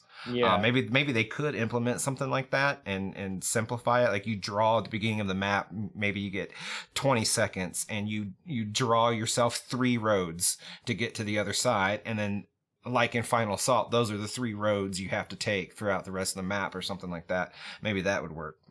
Yeah, I do want to reiterate as well that I like the idea that like what you were saying, Steve. Like I do like the idea behind this game, and I think they've got something, but it just needs, for me, it needs a little bit of refinement, I guess. One final thing before we move on: did you have any performance issues? I know this is early access game anyway, but like performance issues for me were pretty jarring, and I don't know if it's like with my system or if you experienced that at all.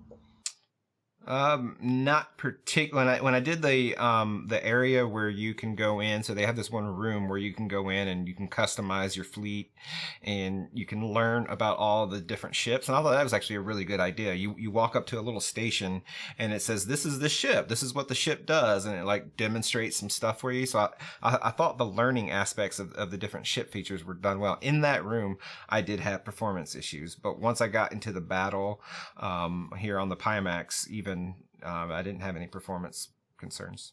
Okay.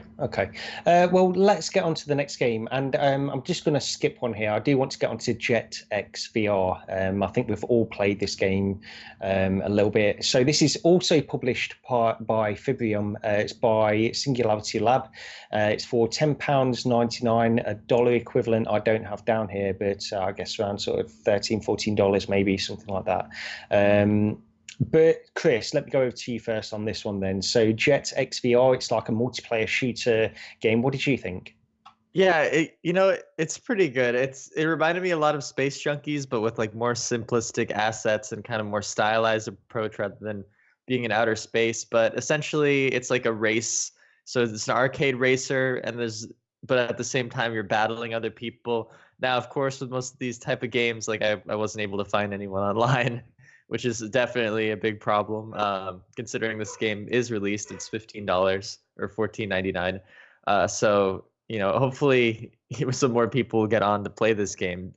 But the brief time I had playing it in the single player, it feels really, really well done and really polished. So, you can get some power-ups kind of like in Mario Kart or any other game, even like Space Junkies, so you can get a power-up to get like a shield or something like that. It's all very intuitive. Activate the shield. You also have two weapons that you use to shoot everyone always. And I'm not sure if you can get other weapons. I just stuck with those and was just shooting. But it felt cool. The grip button is what you use to like accelerate around, which was really, it's a good game. I liked this one a lot more than the other game published by Fibrum Limited or whatever.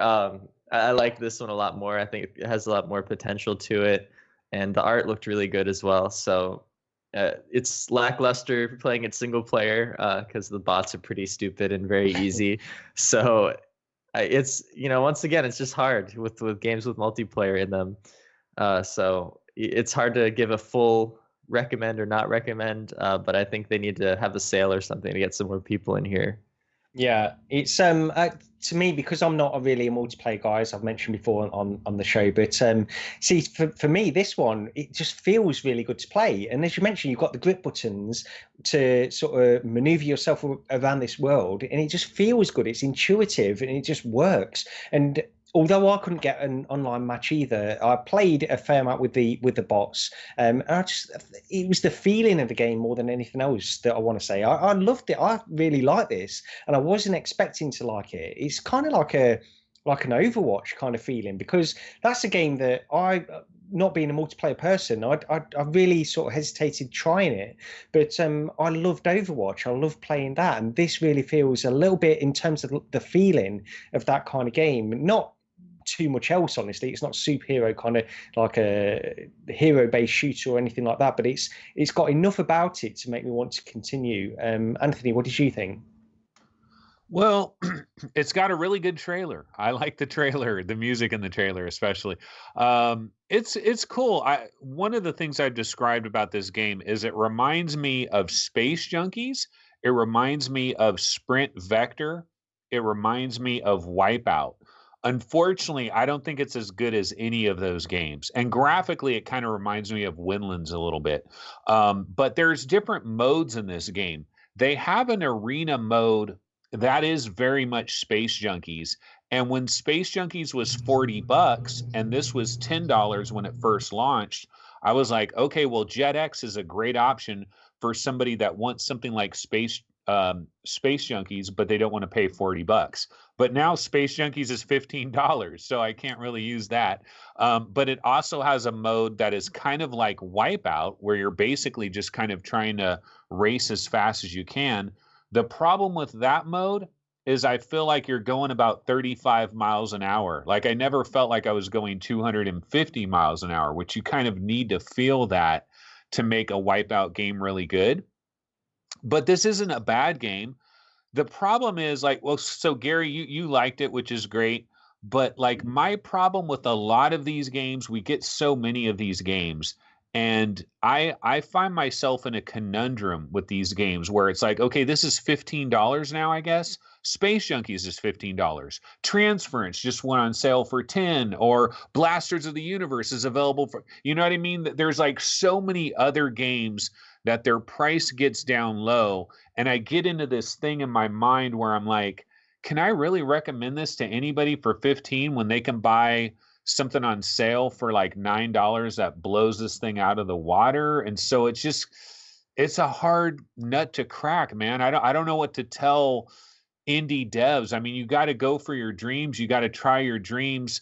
But it's this weird thing that we're in VR gaming with like the prices of games, and you got like semi AAA games that are on sale now that they got way better production values and everything kind of works a little bit better. But then this is like a scrappy upstart game that is trying to do its thing, and it's not bad by any stretch of the imagination. I don't know. I'm all discombobulated. I don't know what to say. It's not bad. It's not bad is what I'll say. It feels good. That was the main thing for me. It feels intuitive to move around these 3 dimensions, because you've got areas where you are on the ground, but you've also got areas in 0G as well where you can move around, and it just felt easy and natural to move around these environments for me. And I felt that stood out beyond some of the other things like this that I've tried. But Steve, what did you think of this? I don't have anything to add that you guys didn't already cover, so I'll try to keep it short and quick. I like the game. Just as you say, Gary, it's because it feels good. I'll also say that it looks good. It's simple. Anthony, you mentioned it looking like Windlands. I agree. I looked down in FPS VR and playing this on the Pimax, and my frame time was like 3 milliseconds. Like I could have super sampled this to probably 300% or something crazy. So the performance this is a really efficient game. Like it doesn't matter what your rig is, you should be able to run this game smooth as butter. And it plays in the shooting mode. It plays a lot like Space Junkies. Like you guys, I could not get into an online match. I tried because I probably of the group of us, I'm more open to playing multiplayer than I think you are, Gary and Anthony. Chris, I think you're pretty open to it as well. I don't always go for multiplayer, but this is the type of game I do want to play multiplayer. I love playing Space Junkies multiplayer. But yeah, it was frustrating that I couldn't get into an online match. So I did a few bot matches, and you can actually set the bots on, there's easy, and then I forget what they call it. It's basically easy, normal, hard, but they call it something other than easy, normal, hard. And on the hard mode, they call it like very competitive, insane, or something like that. I don't remember the exact word, but on that mode, these bots were destroying me. Like I don't know that a human can actually compete with them. It's like intelligent AI, and you will not win against them. So I think they got to balance that difficulty curve a little bit, but it's a good game. I like it, but it does open the conversation for multiplayer concerns that we're in. And it was actually a story we had. I don't know if we just transitioned right into it and close the show after it, but Space Junkies, Anthony, you mentioned it as well. Space Junkies being on sale for $15.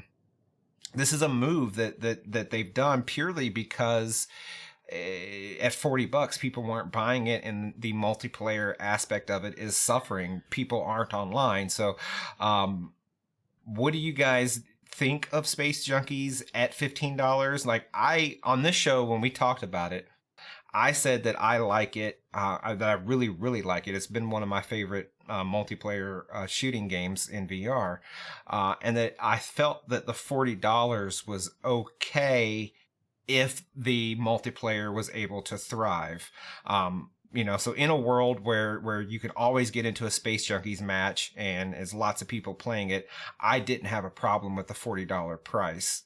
With that assumption, obviously that's not how things panned out, and now it's on sale for 2 weeks at 60% off, so it puts it at 14 something in Steam here in the US. At that price, do you guys think that they're going to be able to turn it around, or is it too late? And then I'll also layer in the damn betas and demos that they did all last fall. Like I think a lot of people probably got to sink 30 hours into Space Junkies for free, and then why pick it up at any price if you kind of ate all the food for free off the buffet? Anthony. Yeah, well, Space Junkies, I like that game. I'm not a multiplayer guy at all, and I liked it. I think part of the reason I liked it so much is it's 2-on-2, right? So there's only 4 of you out there, and I feel like, see, you put me in something where there's 18 people running around, I get killed instantly. You put me in something where there's 4 people, I get killed a minute later instead of instantly. So I like the 2-on-2, and then there's also like free for all stuff that you can do. If Space Junkies was $14.99 when it launched, I'd be like, "Oh my God, this game is awesome! It's only $15 and it's so good, and everything works perfect, and there's a lobby, and everything seems to like the polish and the spit shine of everything is just really dialed in." I would be loving, like I'd be ranting and raving about Space Junkies. The one caveat I had was $40. I'm like, man, $40, give me some kind of little single player thing that lasts for like 4 hours where you're like in the Space Junkies universe and you're like doing, I don't know how they would do that, but like if they had something like that, then okay, $40. But it was so hard for me to like get behind it at $40. But at $15, it's like a no-brainer, man. I had a lot of fun in it. It's a great game, I think. But do you recommend it? My concern at $15, I think it's absolutely worth it. No question that it's worth it in terms of the quality of the experience. The big looming question is the value is a month from now, will you be able to find a match? Like it's not worth a penny if I can't turn the game on, go in and be matched with someone and actually play the game. And that is the big question mark here.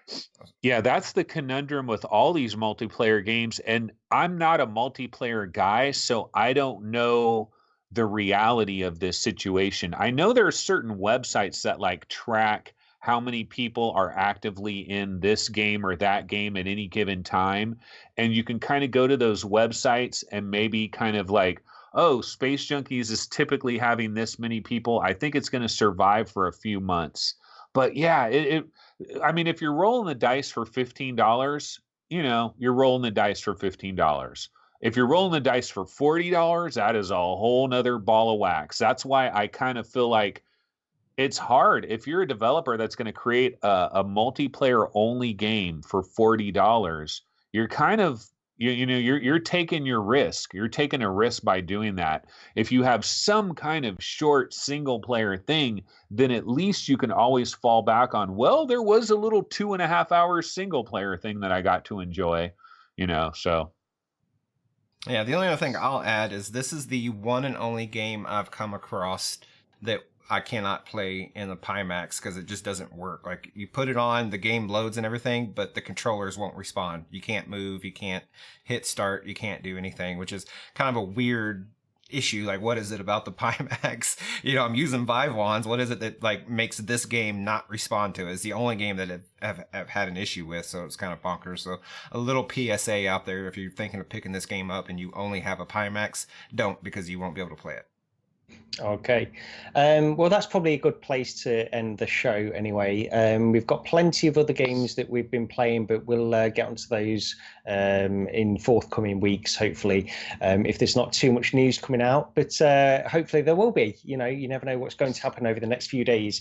So I think everybody here in chat and hopefully listening and watching the show after the fact will be pretty excited about what's happening and what will be announced and released, hopefully, during the next week. And we will be reporting and talking about that on next week's episode of VR Roundtable.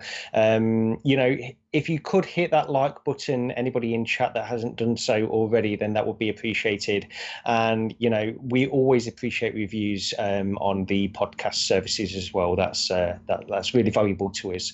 But so check out one final little plug, because we've not done it enough yet, but the merch store. So you can get a link to that in the description for this video.